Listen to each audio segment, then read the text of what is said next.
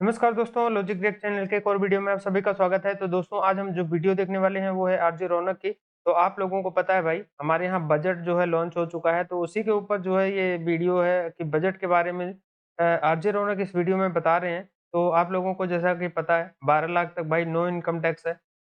यानी कि आपकी कमाई जो है साल की 12 लाख है, तो उस पे कोई टैक्स नहीं पड़ने वाला है। तो इससे जो है सुनने में यही आ रहा है कि काफ़ी बेनिफिट होगा मिडिल क्लास फैमिलीज़ को।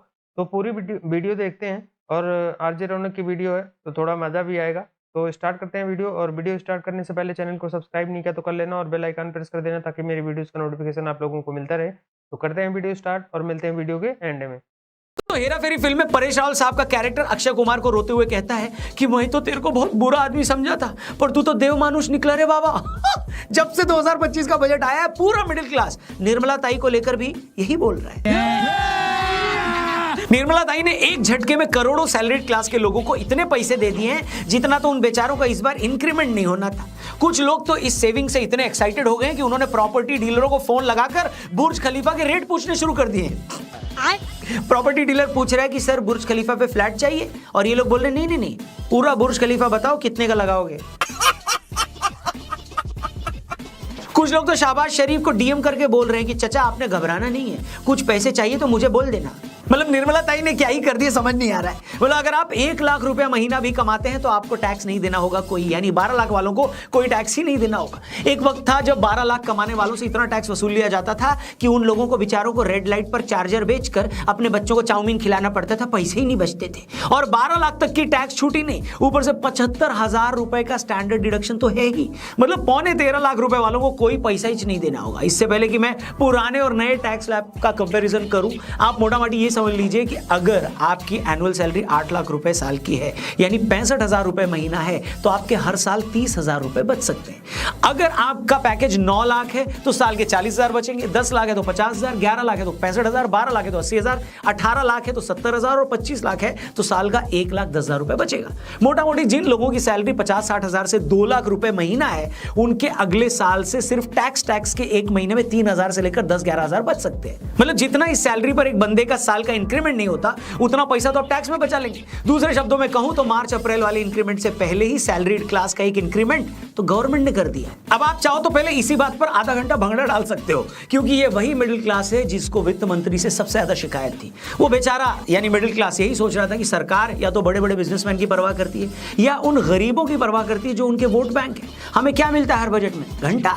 लेकिन ऐसा लगता है कि प्रयागराज में लगे महाकुंभ का असर निर्मला ताई पर भी हुआ है। उन्हें भी लगा कि महाकुंभ के इस सीजन में हम भी मिडिल क्लास को टैक्स में बड़ी छूट देकर अपने कुछ पाप धो सकते हैं। मगर इससे पहले कि मैं आपको डिटेल में बताऊं कि इस बार टैक्स स्लैब में क्या क्या बदलाव हुए हैं और आपसे जुड़ी ऐसी कौन सी चीजें जो सरकार ने सस्ती कर दी है, आपको एक इंपॉर्टेंट बात बताने जा रहा हूं, ध्यान से सुनिएगा। जैसे गवर्नमेंट ने इस बजट में भी इकोनॉमिक ग्रोथ और इनोवेशन पर फोकस किया है, वैसे ही जॉब मार्केट भी एआई और ऑटोमेशन की वजह से लाइटनिंग स्पीड से बदल रही है। 2004 में एनवीडिया की अर्निंग सिर्फ $100 मिलियन थी।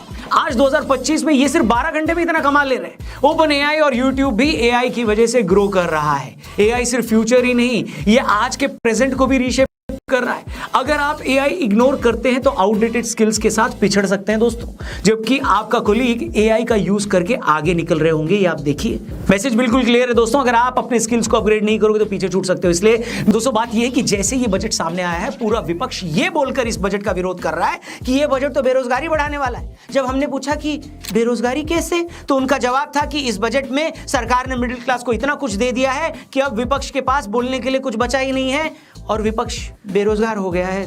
फिर से हम टैक्स की बात करें तो हमने आपको ये बता तो दिया है कि कितनी इनकम वाले का कितना टैक्स बचेगा। अब आपको ये भी बता देते हैं कि दूसरा कमाल सरकार ने किया क्या है।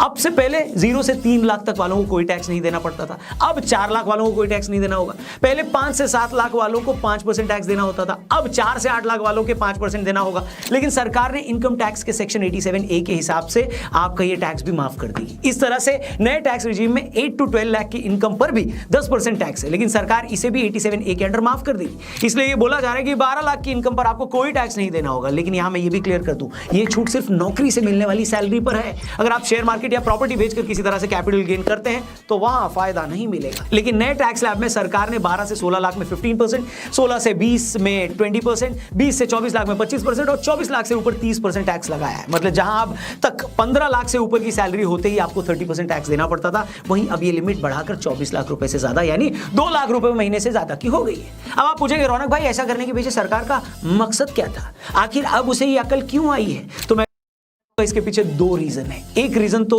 हमारी इकोनॉमी से जुड़ा हुआ है और दूसरा है पॉलिटिकल रीजन। तो पहले उसी पॉलिटिकल रीजन को मैं समझा देता हूं। तो बात बड़ी सीधी सी है दोस्तों, जून 2024 में जब लोकसभा के रिजल्ट आए और बीजेपी को उतनी सीटें नहीं मिली जितना वो सोच रहे थे कि मिलेंगी, तो खुद बीजेपी के लोगों का यह मानना था कि सैलरीड क्लास या मिडिल क्लास उससे नाराज है, क्योंकि मिडिल क्लास को लगता है कि सरकार हम पर ध्यान ही नहीं देती।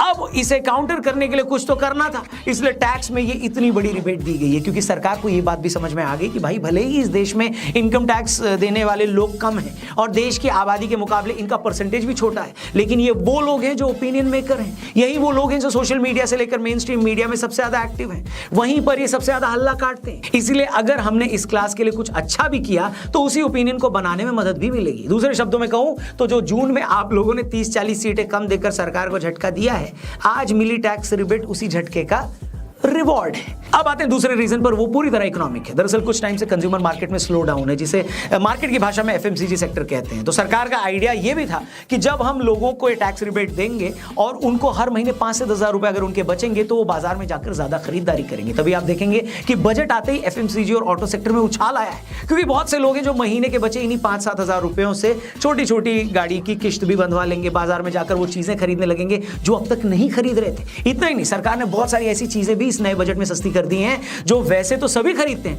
मगर मिडिल क्लास इसका सबसे बड़ा मार्केट है। इस बजट के बाद आपके मोबाइल फोन सस्ते हो सकते हैं। इसके अलावा एलईडी टीवी, चमड़े से बना सामान, इलेक्ट्रिक व्हीकल्स, भारत में ही बने कपड़े सब सस्ते हो जाएंगे। मतलब सरकार कह रही है कि बेटा जो तुम्हें 5-6 हजार रुपया हमने महीने का दिया है, अब मोबाइल भी सस्ता कर दिया है, टीवी भी सस्ता हो गया, जाओ सिमरन जी लो अपनी जिंदगी।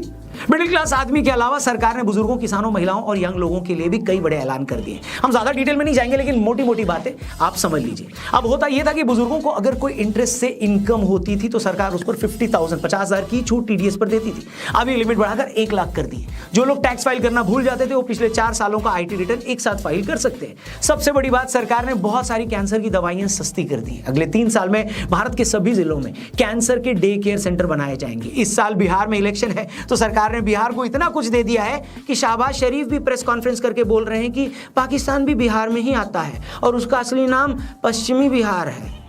सरकार ने बिहार में national institute of food technology बनाने का ऐलान किया है। बिहार आईआईटी को एक्सपांड करने का भी प्लान है। बिहार को ही ध्यान में रखते हुए एक मखाना बोर्ड भी बना रहे हैं। हालांकि राहुल बाबा कह रहे थे कि मखाना कौन खाता है, बनाना ही था तो चिली पनीर बोर्ड या फिर मलाई चाप बोर्ड बनाया जाता है कि नहीं।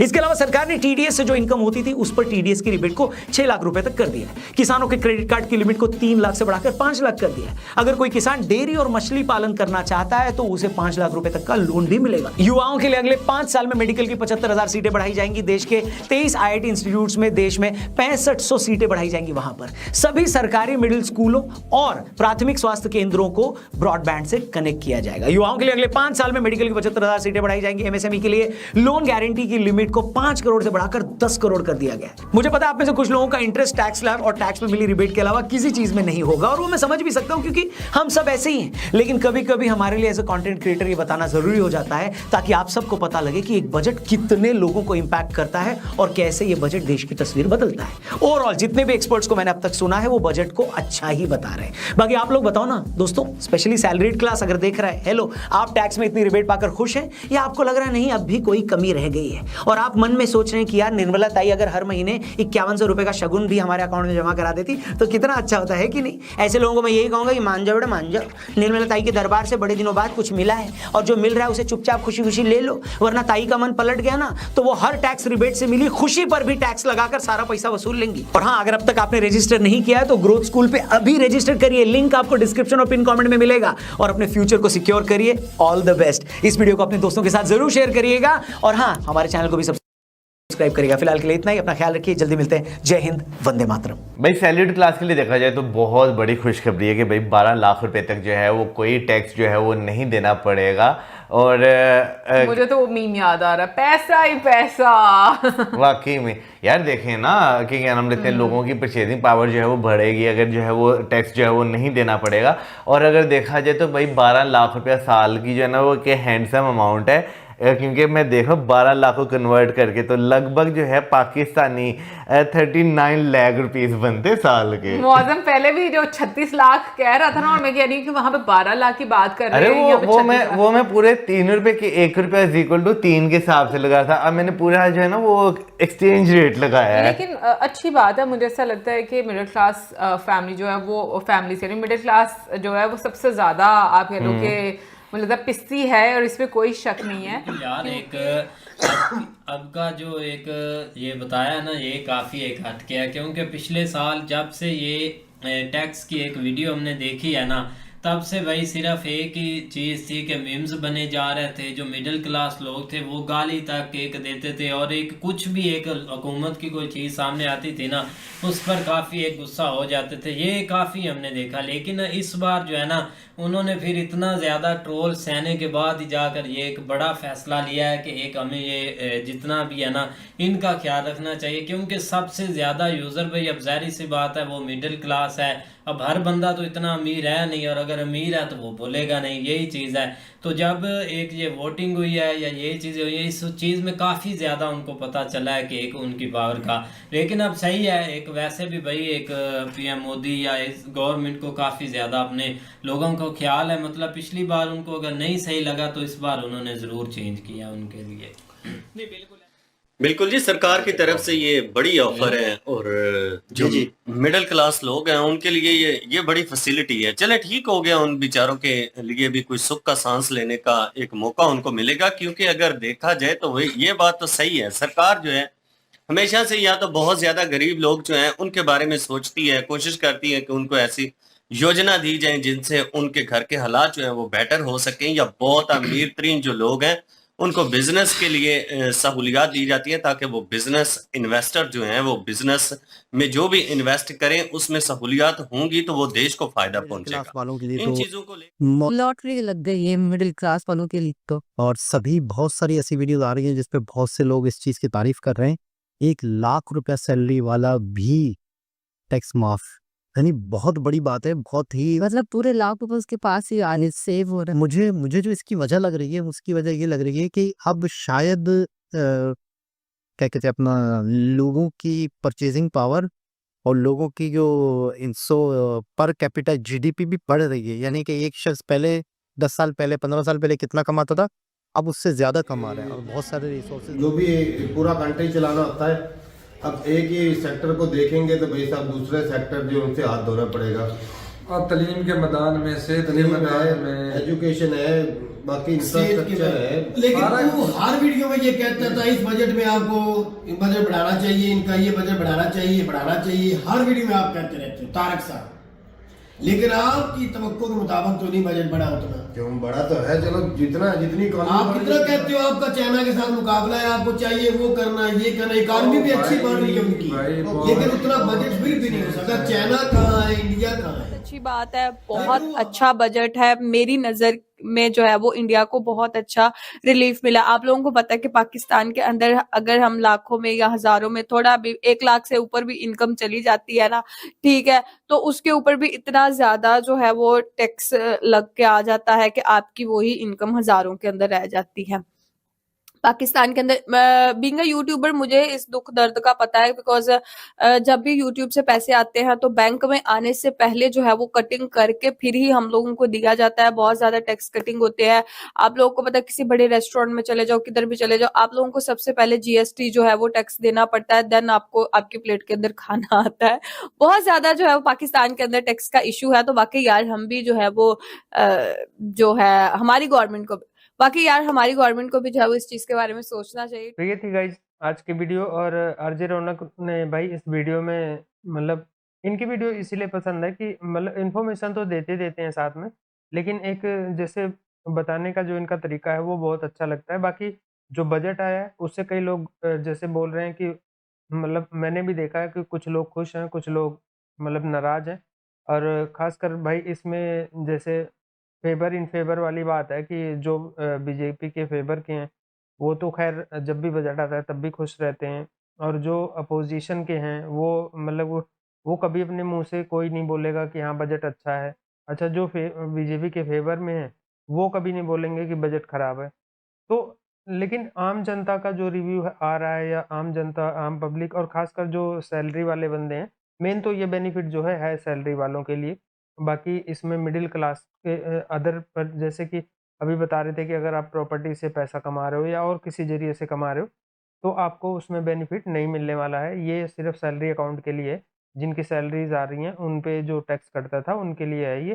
तो जहाँ तक अभी मैंने मतलब ये देखी है इन्फॉर्मेशन या सुनी है, बाकी आप लोगों को अगर इससे ज़्यादा भाई डिटेल पता होगी, तो मैं इसके लिए माफ़ी चाहूँगा। लेकिन जितनी मुझे इन्फॉर्मेशन अभी तक मैंने मिली है जो ये वीडियो देखा है या और कहीं से इधर न्यूज़ वगैरह में, तो मुझे ऐसा लगता है कि जो ये टैक्स का मेन वो है, वो मेन है सैलरी अकाउंट के लिए, जिनकी सैलरी आती है। तो बाकी हमारे जो और सेक्टर्स हैं उनमें बजट में क्या है, क्या नहीं है, उसके बारे में बहुत डिटेल्स में अभी मैंने पढ़ा भी नहीं है, ना देखा है। लेकिन ये है कि जो बजट अभी इसमें किया है, उसमें मिडल क्लास को ये तो है कि दिया है। मतलब अब हर किसी को नहीं मिलेगा बेनिफिट। अब जैसे कोई बंदा जॉब ही नहीं करता है तो उसको कौन-सा बेनिफिट मिलेगा? अगर हाँ, कोई जॉब कर रहा है या अर्निंग कर रहा है ऐसे तो उसको जो है बेनिफिट मिलेगा और यही बहुत राहत है। और इनको मतलब और भी चीज़ों पे सोचना चाहिए, जैसे कि अभी हमारे यहाँ बहुत सारी चीज़ों पे जीएसटी आ गई है जो कि डेली रूटीन की चीज़ें हैं। तो उन पे जो है ऑब्जेक्शन आम पब्लिक को भी है और अपोज़िशन को भी है और बहुत लोगों को है उसपे। लेकिन ये है कि हालाँकि वो हमारे और आपके कहने से तो कुछ होगा नहीं, जो गवर्नमेंट चाहेगी वही होगा। तो हालाँकि देश के लिए भई जो अच्छा है गवर्नमेंट कर रही है, क्योंकि आप लोगों को पता है हम अपना घर चला रहे हैं, सरकार देश चला रही है। ठीक है? तो सरकार कोई भी हो, चाहे आज बीजेपी की है, कल कांग्रेस की होगी, फिर बीजेपी की होगी, जिसकी मर्ज़ी आती जाती रहे, देश का बेनिफिट होना चाहिए। वो किसी के भी हाथों हो, चाहे वो कांग्रेस के हाथों हो या बीजेपी के हाथों हो, अगर देश हित में कोई फैसला लिया जाता है, तो उसका जो है हमेशा वेलकम करना चाहिए। और ये बजट जो आया, बजट में देखो बजट इतनी आबादी है हमारे यहाँ, इतने लोग हैं, तो सबको प्रॉपर एक ज़रिए से खुश तो नहीं किया जा सकता कि हाँ, जिस दिन पूरे 100 जो 35-40 करोड़ लोग हैं, वो खड़े होके बोले, "नहीं भाई, ये अच्छा है।" तो ये चीज़ तो कभी होने वाला नहीं है, किसी की सरकार में नहीं होने वाला। बाकी आप लोगों को वीडियो कैसा लगा वो कमेंट करके ज़रूर बताना और पसंद आई होगी वीडियो तो लाइक और शेयर ज़रूर करना और चैनल को अभी तक सब्सक्राइब नहीं किया तो कर लेना और बेल आइकन प्रेस कर देना ताकि मेरी वीडियोज़ का नोटिफिकेशन आप लोगों को मिलता रहे। तो मिलेंगे हम नेक्स्ट वीडियो में, तब तक के लिए नमस्कार, जय हिंद। Audio Jungle.